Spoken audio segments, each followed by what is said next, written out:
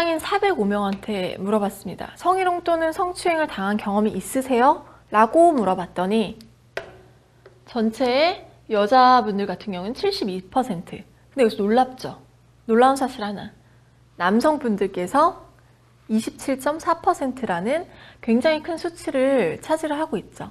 그러면 거의 지금 비율이 보면 7대3 정도 되는데 10 중에 3 정도는 남성분들이라는 거죠. 이 얘기는 뭔가요? 이 얘기인 즉슨 지금 여자분들의 사회 진출이 굉장히 많이 활발해졌잖아요.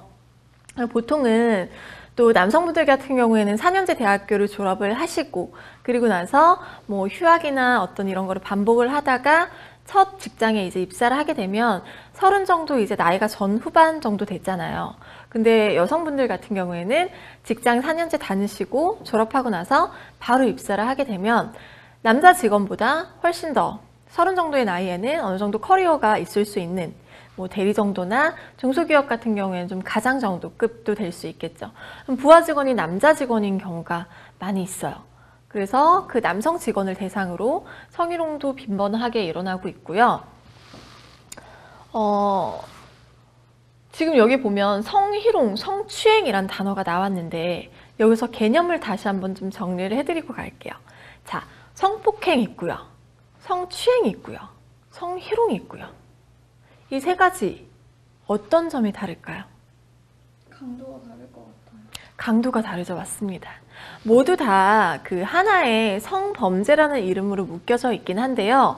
성폭행이라는 거는 다들 우리 아시다시피 강간 같은 거를 이야기를 하고요.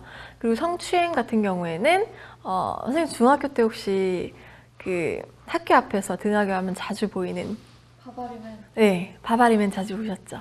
바바리맨 같은 경우나 중학교 때 굉장히 많이 봤거든요. 바바리맨 같은 경우나 아니면 지하철역에서 이제 슬쩍 엉덩이를 만지고 가는 그런 치안이나 괴한을 만났다던가 이런 부분이 성추행에 해당이 될 수 있고요. 이 성희롱이라는 거는 직장 내에서 발생을 하는 걸 이야기를 합니다. 뒤에 가서 제가 성희롱의 개념에 대해서 다시 한번 말씀을 드릴 거지만요. 성희롱은 꼭 직장 내에서 이루어져야 되고 지하철이나 그 밖에서 만나는 민간인 대 민간인에서는 적용이 되지 않는다는 거죠. 성희롱은 뭐 스킨십이 터치가 있건 없건 민간인과 민간인 사이에서 성추행은 발생할 수 있는 거고 성희롱은 우리나라 같은 경우에는 직장 내에서만.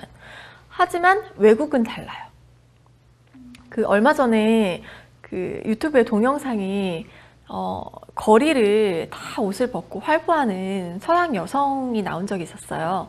옷을 다 벗고 활보를 하는데 이 여자가 길을 지나다니면서 뭐 30분이라는 시간 동안 108번의 성희롱을 당했다라고 해서 타이틀이 나왔었는데 서양 같은 경우에는 성희롱이란 개념이 민간인 대 민간인에서도 적용이 돼요. 단어가 통념이 돼요. Sexual Harassment라고 민간인 사이에서도 지나가는데 뭐 여자가 좀 야하게 입거나 이렇게 다 벗고 지나가는 여자가 있으면 뭐 헤이 베이비 예쁜데 뭐 이런 식으로 야한 농담을 하는 거에 있어서 성희롱으로 처벌이 가능하다는 거죠. 하지만 우리나라에서는 그렇게 개념을 쓰고 있지는 않다라고 생각을 하시면 될 것 같아요. 그래서 이해를 하나 좀 더 쉽게 들기 위해서 한 가지 사례를 더 말씀을 드리면 그 예전에 강땡땡 의원님께서 술자리에서 아나운서 지망생들을 대상으로 뭐 아나운서를 하려면은 이렇게 해야 된다라고 아나운서 비하 발언을 했었죠. 그래서 뉴스 타이틀 기사에는 아나운서 성희롱 비하 발언이라고 나왔지만 그거는 성희롱으로 처벌이 가능하다? 안 된다? 할 수 있다 없다? 안 된다. 안 된다. 맞습니다. 직장이 아니죠. 그렇기 때문에 그런 경우에는 뭐 성추행죄라던가 아니면 명예훼손죄라던가 모욕죄라던가 또는 뭐 영상 매체를 활용한 거라면 음란 매개죄라던가 이런 부분들이 적용이 될 수 있다는 거죠. 그래서 그 개념을 잘 좀 생각을 해주시면 될 것 같아요.